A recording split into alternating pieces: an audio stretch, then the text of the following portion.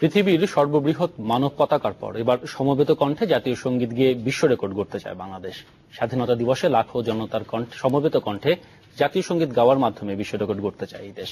বিকেলে শিল্পকলা একাডেমির জাতীয় চিত্রশালা মিলনায়তনে সংবাদ সম্মেলনে একথা জানান সংস্কৃতি মন্ত্রী আসাদুজ্জামান নূর।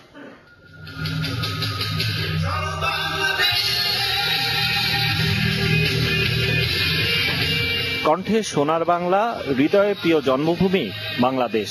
৩ লক্ষ মানুষ সমবেত কণ্ঠে গাইবেন জাতীয় সঙ্গীত, আর এর মাধ্যমে বিশ্ব রেকর্ড গড়তে চায় বাংলাদেশ।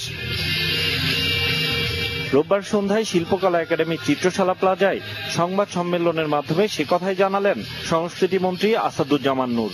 সবার অংশগ্রহণের মধ্য দিয়ে আমরা এটি আমাদের দেশাত্মবোধকে জাগ্রত করার একটি উপলক্ষ হিসেবে আমরা এই মহেন্দ্রক্ষণকে বেছে নিয়েছি।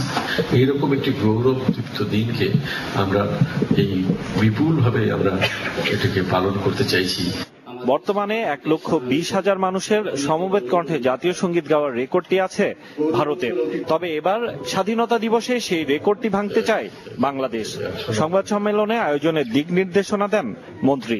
দীর্ঘক্ষণ ধরে তাদের অল্প বয়সী ছেলেমেয়েদের থাকাটা কঠিন হবে বলে আমরা তাদের আনতে নিষেধ করেছি। এছাড়া এটি জনসাধারণের জন্য এতে অংশগ্রহণ করার সুযোগ রয়েছে।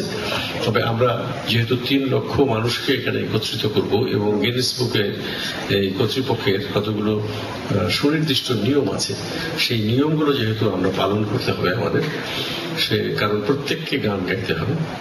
1/4 মানুষও যদি গান না করেন তাহলে কিন্তু আমাদের গোটা প্রচেষ্টাটাই ব্যর্থ হয়ে যাবে।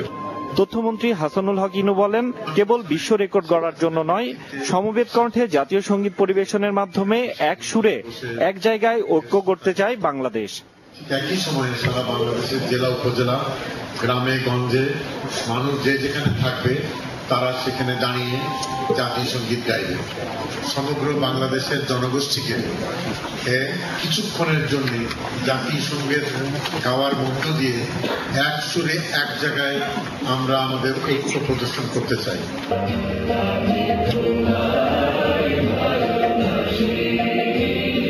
26 মার্চ জাতীয় প্যারেড গ্রাউন্ড উন্মুক্ত করা হবে ভোর 6:30টায়, আর জাতীয় সঙ্গীত পরিবেশন করা হবে সকাল 11টায়।